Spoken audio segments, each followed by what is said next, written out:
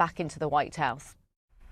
I'd like to now welcome John Moses, the co-founder of the Massachusetts Afghan Alliance. He is a U.S. Army veteran who served multiple overseas tours, including in Afghanistan. Sir, welcome. Thank you so much for being with us. As a veteran yourself, first of all, the news of this shooting and the passing of a 20-year-old National Guards member from West Virginia must be very difficult to hear. It is, and I will say that as a member of the GWOT, the Global War and Terror Generation, we've lived through these things. We are empathetic, and our heart grieves, not just for them and the young man that's recovering, but also for the families and the communities they've left behind. It is a really difficult thing to lose a soldier or an airman, and all of my prayers go to them, and I hope and I wish them, at least the one young gentleman, a quick recovery. Let's talk about your organization. It helps welcome Afghans to Massachusetts as they adjust to life in a new country. For you, why was it important to get involved in this? Absolutely. So I'm an Afghanistan veteran. I served in 2011-12 at the embassy. And in 2021, when the country collapsed, my interpreter called me, right? And so these Afghans that were in Afghanistan asked for help, and teams of veterans got together. We did the work. We did a lot of the vetting up front, and we brought these Afghans to the United States to pay back a lot of the debts that we had owed them from while we were in Afghanistan. These are the people that saved American lives. These are the people that, walked American soldiers through the streets of Kabul and other places. And not only that, but some of the Afghan women and other people in this country have really yearned for freedom. And over the 20 years in Afghanistan, we gave them a taste of that. And at the end, when everything collapsed, we wanted to do something better for Afghans and bring them to the United States, give them the freedom they had earned through their own hard work. And that's why I founded Mass Afghan, and we've been bringing Afghan refugees and families to Massachusetts now for over 2 years.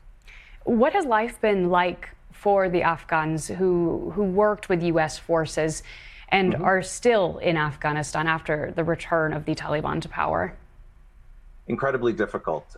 So if you say you're an interpreter in Afghanistan or Kabul, you're probably going to be sleeping in a safe house. If you have some support from an organization or from a veteran or a friend or family over in the United States, it's very difficult. Women can't really go to work.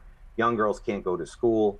They get arrested. They arrest young children sometimes in schools. And it's just generally not a good place for people to live. And if you're an interpreter with a history or somebody that's done work against the Taliban, they do actively seek you out and look for you.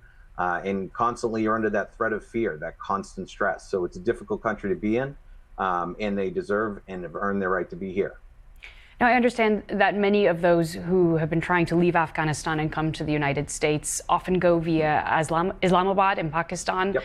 And other routes. Just tell us a little bit about some of the cases you work with of people who try to make it to the U.S. Yeah, I've had two great cases. One was an example of a woman that had escaped to Pakistan, and we supported her there. She was a college professor, so her route was a little bit different. She had had a master's degree and had taught men in Afghanistan. And when the Taliban took over, they ran her route. So there's sometimes support for people in Pakistan. Another family was a family in Kabul that recently moved into Pakistan to continue their process. So those families, again, we have connections so we can help them find housing. We have connections with food and other resources to help them survive. The process, though, is expensive, and they don't necessarily know when they're going to get the call to go to an interview. So again, they don't have an American. It's not the United States paying for it. It's not the taxpayer. It's veterans and volunteers and people that have donated their own money to help these people. What will the fact that the U.S. has now suspended processing all immigration requests from Afghans mean for people like that? It's devastating. I think not even just the physical aspect of having it stopped. I think being questioned like that, I think the acts of one man, I think this man was clearly disturbed. It doesn't seem like it was some kind of larger threat. And I think these families have earned the right to be here. And a lot of them have gone through some very dangerous things to earn a safe life in the United States of America, which is what all immigrants want. And everywhere they land, they bring joy, and they bring education, and they bring business, and they just bring themselves into communities. Well, thank you so much for joining us today on BBC News. We've been speaking with John Moses. We very much appreciate your time this evening. Thank you.